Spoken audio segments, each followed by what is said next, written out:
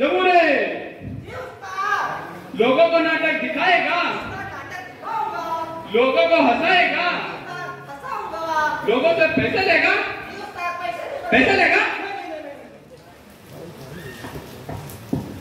नमस्कार, आम्ही पुणे जिल्हा शिक्षण मंडळ विधी महाविद्यालयाचे विद्यार्थी आज आपणासमोर अंमली पदार्थ होणारे दुष्परिणाम याबद्दल पथनाट्य सादर करत आहोत। पथनाट्य, हो हो पथनाट्य, अहो ऐकलंत का?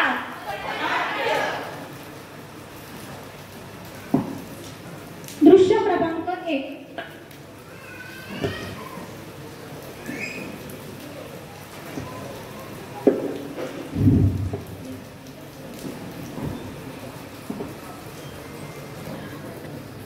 आपण बघत आहोत की सर्वसामान्य महिला ज्या भाजी मंडईसाठी भाजी आणायला जात आहेत आणि जे तरुण पिढी आहे भारताचं भविष्य घडवण्यासाठी, उज्ज्वल भविष्य घडवण्यासाठी सज्ज असणारी, ते आज आपण बघतोय की ड्रिंक अँड ड्राईव्ह म्हणजे दारू पिऊन गाडी चालवणं हा कायद्याने गुन्हा आहे।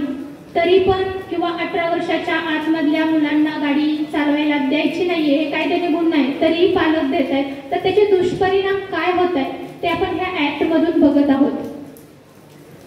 इंजेक्शन मावशी भाजी कितीला दिली? ओके, मेथीची भाजी पण द्या। आता मला इंजेक्शन दे। किती झाले? मजा येते यार खूप। ठीक आहे, ओके ठीक आहे। चालेल। ती वांगी कितीला दिली? द्या। हा द्या।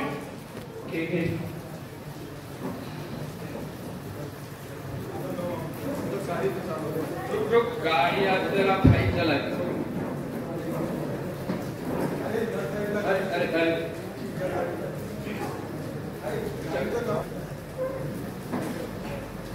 जवान जाने मन हसीन दिलरुबा मिले तो दिल जवा। अरे काय झालं? अरे अरे अरे मरली ती। बोल पाहिलं का मंडळी, आज 21व्या शतकामध्ये आपण तरुण पिढीकडे किंवा तरुण पिढीला आपण जे आई वडील आर्थिकरित्या दृष्टी कमी असून सुद्धा ते मुलांना बाहेर गावामध्ये शिकायला पाठवतात आणि ती मुलं काय करतात? दारू पितात, ड्रिंक करतात आणि असे गुन्हे घडतात। त्याचप्रमाणे असे गुन्हे घडूनही त्यांना कळत नाही की ती व्यक्ती पडलेली आहे किंवा त्या व्यक्तीला आता दवाखान्याची गरज आहे। ते घाबरून ती लोक पळून जातात। तर समाजामध्ये खरंच दारू, व्यसन ह्या सगळ्या गोष्टी खूप वाईट आहेत। तर आमची पिढी लॉ कॉलेजच्या वतीने सर्व इथे जमलेल्या मान्यवरांना एकच विनंती आहे की व्यसनमुक्त देश घडवा आणि उज्ज्वल भविष्यासाठी सज्ज व्हा। धन्यवाद। जहां से अच्छा हिंदुस्तान हमारा हमारा, सारे जहां से अच्छा। हो। दृश्य क्रमांक 2। आपला भारत देश हा पुरुष प्रधान देश आहे। आपण बघतो की अजूनही आपण म्हणतो महिलांना 50% आरक्षण आहे किंवा आपण म्हणतो महिला प्रत्येक क्षेत्रामध्ये पुढे आहे, पण ज्या महिला सुशिक्षित नाहीये किंवा ज्या घरातील कर्ते पुरुष हे व्यसन करतात त्या कुटुंबावरती काय अवस्था येते किंवा त्यांच्या निष्पाप लहान मुलांवरती काय अवस्था येते हे या प्रसंगातून आपण बघणार आहोत। अरे प्रवीण, चल आज जाऊ। आज गणपती विसर्जन आहे, मस्तपैकी दारू वगैरे पिऊ आणि डान्स करू। अरे डीजे लागलाय तिथे, चल ना भाऊ, दारू पिऊ। आम्हाला 3 क्वार्टर द्या, त्याचा दारू पिची। आज गणपती विसर्जन आहे। तुमची आधीची तुतारी राहिलीये, आधीची द्या, मग देते मी तुम्हाला। नाही, एवढ्या वेळेत घ्या, पुढच्या वेळेस तुमचं करून टाकू। पुढे पळून चाललो काय? नक्की देणार का तुम्ही? हा ठीक आहे, घ्या। आम्ही दररोजची गिराईक। हा ठीक आहे, घ्या। तुमचे पैसे झालेत, लिहून ठेवते, नक्की द्या। किती झाले? 1000 रुपये झालेत। लिहून आल्यानंतर येतात। ठीक आहे। चला प्रवीण, चला नाचूया, डीजे वाजव। हा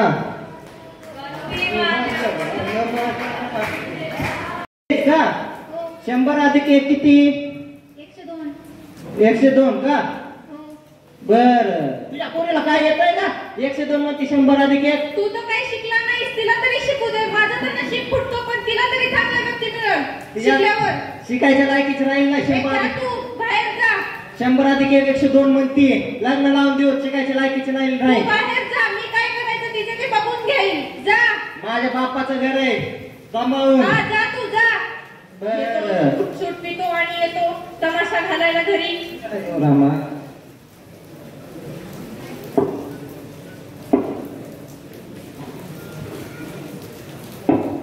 काय झालं? काय झालं? उठा बाबा, बाबा. बाबा, काय झालं? उठा बाबा. काय झालं? मी दाताचा कसं काढते?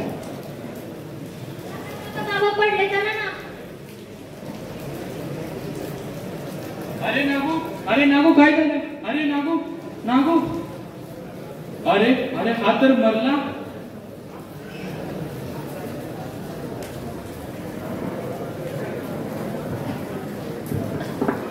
पाहिलं का मंडळी, घरातील पुरुष जो व्यसन करतो त्या घरावरती अवस्था काय होती. त्याचप्रमाणे ह्या घटनेतून आपल्याला दुसऱ्याही काही गोष्टी शिकता येतात. जर ही महिला सुशिक्षित असली असती तर तिच्या कुटुंबावरती ही अवस्था आली असती का? त्याचप्रमाणे मुलेही तेव्हा घरची फुले असतात. ठीक अधिकारी श्री बापूराव दडसाहेब यांच्या उपस्थितीत आज हा गणेशोत्सव मंडळांसोबत असलेला सुसंवाद कार्यक्रम आज चांगल्या रीतीने पार पडलेला आहे. आज त्याचबरोबर अंमली पदार्थ विरोधी सप्ताह चालू आहे. त्या सप्ताहाच्या अनुषंगाने या ठिकाणी विधी महाविद्यालयाच्या विद्यार्थ्यांच्या वतीने पथनाट्याच्या रूपात अंमली पदार्थांचं व्यसन आणि त्याचे दुष्परिणाम याचेही पथनाट्याच्या स्वरूपात त्यांनी परिणाम दाखवलेले आहेत. आणि त्याचबरोबर आगामी गणेशोत्सवाच्या अनुषंगाने विविध मंडळांनी मागच्या वर्षी जी काही चांगली कामगिरी केली त्या अनुषंगाने त्यांना बक्षीस देण्यात आलेले आहेत. काही मंडळांनी त्यांच्या सूचना त्याचप्रमाणे त्यांनी राबवलेले उपक्रम या अनुषंगाने आपली मतं मांडलेली आहेत.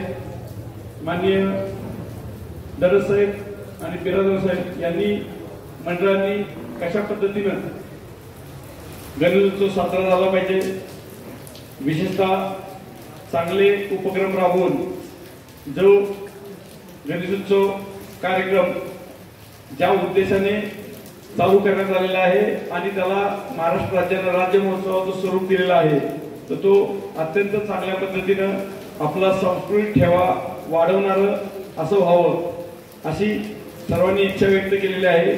आणि मला अशी आशा आहे की यवत पोलिसांनी हाती देईल ज्या 50 गावातील सर्व गणपती उत्सव मंडळ हे चांगल्या पद्धतीनं त्याचं नियोजन करतील, आयोजन करतील आणि अवलंब पण करतील की जेणेकरून पुढच्या वर्षी किंवा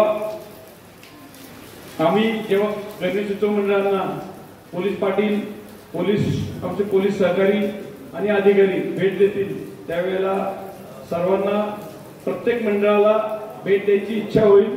अशा पद्धतीचं आपलं चांगलं प्रदर्शन असेल आणि पुढच्या वर्षी कोणतं मंडळ निवडावं यासाठी आम्हालाही संभ्रम निर्माण होईल. अशा पद्धतीचं चांगलं नियोजन कराल अशी मी आशा व्यक्त करतो. सर्वांना हा गणेशोत्सव शांततेत चांगल्या पद्धतीनं समाजाला एक चांगला ठेवा, आपली संस्कृती जपून त्याचं पुढच्या पिढीसाठी चांगल्या पद्धतीनं अवलंब करण्याच्या अनुषंगानं सर्वजण त्याचं नियोजन करतील अशी आशा पुन्हा एकदा व्यक्त करतो. आणि वरिष्ठांच्या मान्यतेने आज हा कार्यक्रम या ठिकाणी संपन्न झाला हे मी जाहीर करतो. व त्याचप्रमाणे विद्यमान महाविद्यालयाच्या विद्यार्थ्यांनी जे पटनाट्य सादर केलं त्यांचे आभार व्यक्त करतो. धन्यवाद.